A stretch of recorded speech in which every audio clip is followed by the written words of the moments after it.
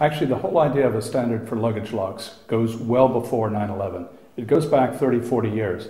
When I first started working at the airport, one of my duties was working in customs, and when bags arrived unclaimed, we had to open those bags for inspection by customs.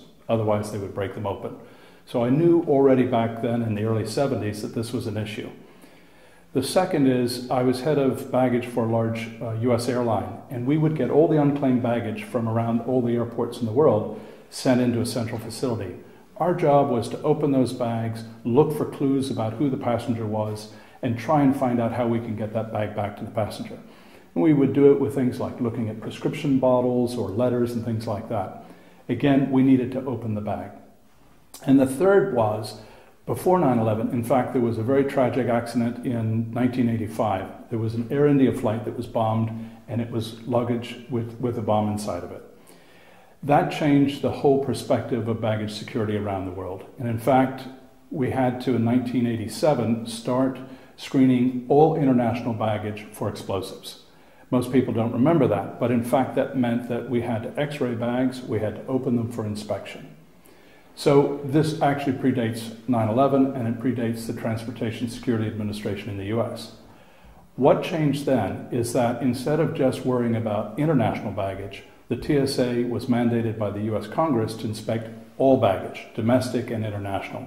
And that's when the real change happened, and that was the catalyst to creating a common solution. Prior to that, how did we deal with it? Well, in the airport environment, we would collect keys and we would figure out how to open the bags so that customs would not have to break them open. In the central baggage tracing facility, we did the same thing. We had collections of keys, and the same thing for security. So in 2002 and 2003, when I was asked to come help start the TSA, one of the programs that I devised was a master key ring. We had about 50 different keys on it for the different brands to try and help not break open bags. And in fact, I even had to develop the procedures to break open bags if they couldn't open it with the keys that we had. The whole idea is make the screening more effective, don't break bags, and don't delay bags. And that's the goal behind Travel Sentry.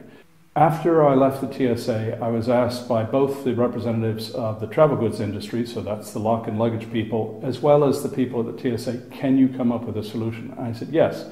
What we need to do is simplify this 50 keys down to something much more effective. So what we did is we set up a standard, we got that agreed by everybody involved, and we created what I would call a win-win situation. So it was good for the government and the security agencies, it was good for the luggage companies, but more importantly, it was good for the customers. It meant that their bags could remain locked, it meant that their bags would not be delayed for screening, and that they would not be damaged.